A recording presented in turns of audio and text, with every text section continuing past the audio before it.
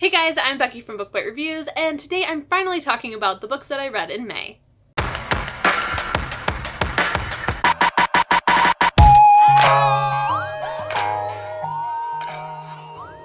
May definitely had its ups and downs. There were some amazing books and then some not so amazing books, especially one major disappointment book. And as always, we are going to talk about all of them, starting with the lowest rating and moving all the way up to 5 stars.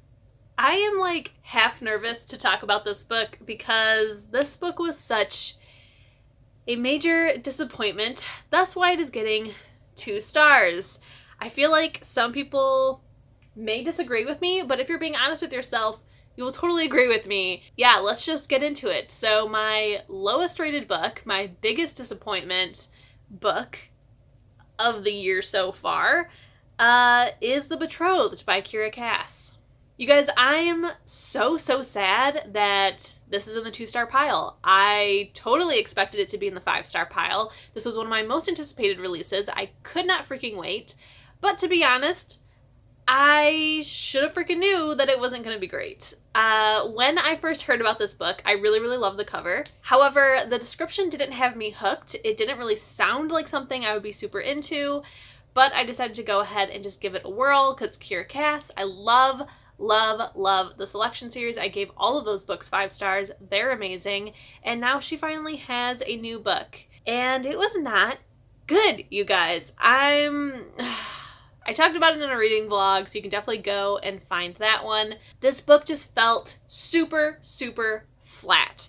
All of the characters were very one-dimensional. The plot was not that interesting. Our main character was super annoying and extremely naive. I didn't care for either of the love interests. There are 2 love interests, and I really didn't feel anything for either one. The cliffhanger ending left me not impressed, and I do not plan on reading the next book. I will say that the world building, the writing style was really nice because it's Kiera, but however, these characters were just not there. I was just so thrown off by this book because the selection means so freaking much to me, and those characters are so full and vivid, and this was like just not it. But yeah, it wasn't good. Huge disappointment. If you loved it, I'm happy for you because I really wanted to like this book. Next up is my 3-star book, and this one I do feel is also a little bit controversial. Everyone loves this book. I didn't, but I think it is for certain reasons. So the book that I'm talking about is Sheets by Brenna Thummler. I think I didn't like this book because my expectations were very different from the outcome, and I read this at the peak of coming to terms that I'm never leaving my house again. So I was really in the mood for like a lighthearted, fun book that's gonna like pull me out of this depressing world and whisk me away into fun land, and I thought that that was Sheets. Based on the pastels on the cover and how much everyone has loved it, I thought that's what I was getting into. I thought this was like a fun story about a ghost and a girl, and it was going to be great. However, this book deals with a lot of darker themes. It is very depressing, and I personally do not handle it well when children are mistreated, and our main character is definitely mistreated by her town. It's definitely a really big trigger for me. It gets me so freaking pissed, and that was like the main theme of this book. So I was really hoping for something fun, and this isn't it. I do think it's a good book.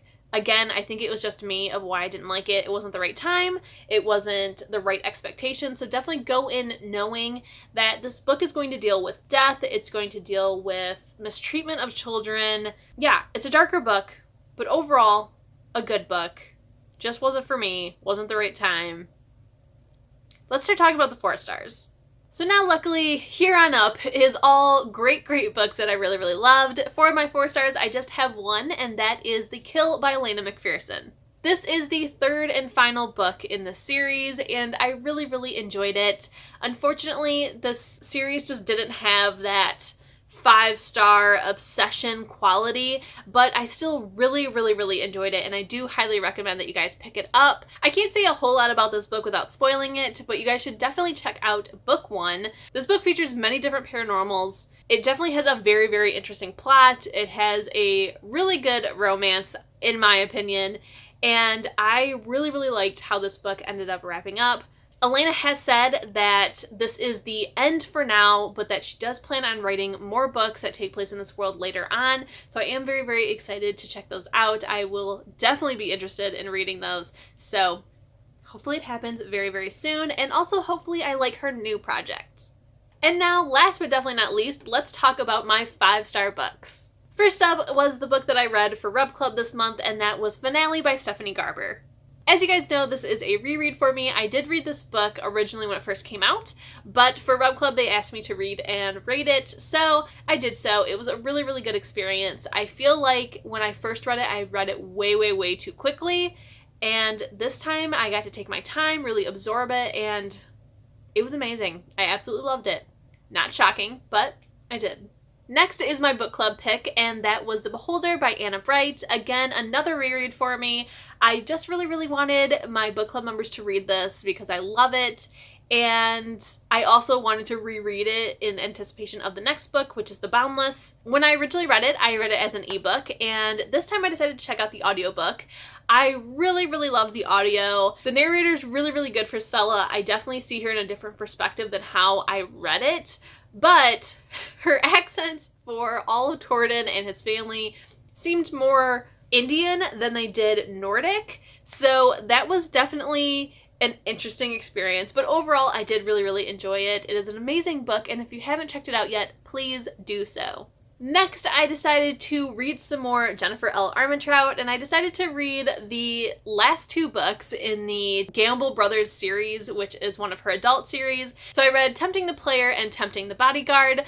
These were both really freaking good. I really enjoy this series. I definitely think you guys should check it out. It is not very long. The audiobooks are fantastic. It is definitely very steamy, very enjoyable. I freaking love them. Each book follows a different Gamble brother on their quest to find love, even though none of them are wanting to find love, but they do. It's great. I definitely think that book 2 is probably my favorite in the series, but I have loved every single one. They are really good. And if you haven't read Jennifer Armentrout, whether it be her YA books, her new adult books, or her adult books, you definitely should. You need to read all of them. That's what my quest is, to finally catch up on all these books.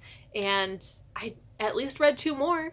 Next up is a book that I'm so pleasantly surprised that I enjoyed. That was The Turn of the Key by Ruth Ware. I did not expect to like this book. As you guys know, I am slowly going on a journey through adult thrillers, and to be honest, I'm really sticking towards new adult thrillers. I think that is where my sweet spot is. The old thrillers, I don't think they're for me, but these new thrillers coming out, so far, I'm really enjoying.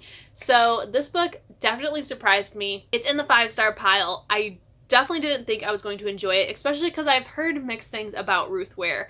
But this book was really good. It was definitely creepy. It was definitely believable. I highly recommend you check this book out.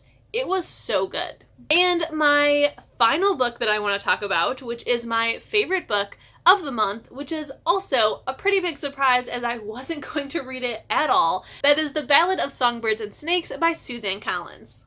Originally, this book was on my most anticipated releases of 2020. Then I decided to take it off my TBR completely because I didn't want to read it knowing that it was told from the perspective of Snow.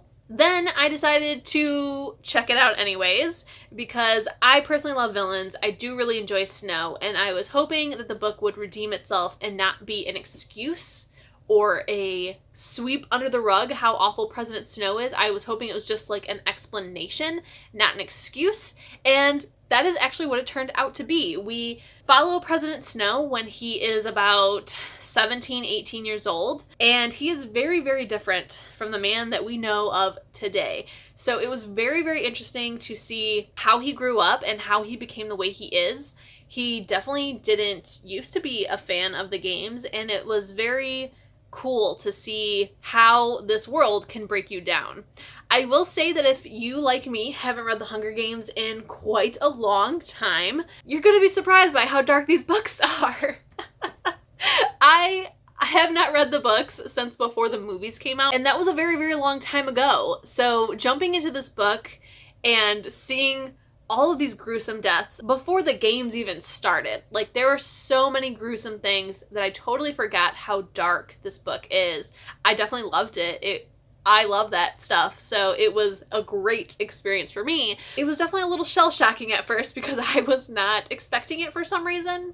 I don't know why, I just don't remember it being so graphic, but it is, and it was fantastic. I really, really enjoyed this book. I couldn't stop reading it. I highly suggest that you check it out. Alright guys, those are all the books that I read in the month of May. If you guys checked out any of these, let me know in the comments what you thought of them. If you're planning on reading them, let me know. As always, I love, love, love talking about books with you guys. Either way, always leave a comment. I read all of my comments and I appreciate them very, very much. I try to respond to as many as make sense, so if I feel like I have something to contribute to the conversation, I always try to do so. Don't forget, if you enjoyed this video, to please give it a thumbs up. If you loved it and you want to see more bookish content from me, please hit subscribe. And if you want to be notified as soon as my videos go live here on YouTube, hit the notification bell. I'll see you in my next one. Bye!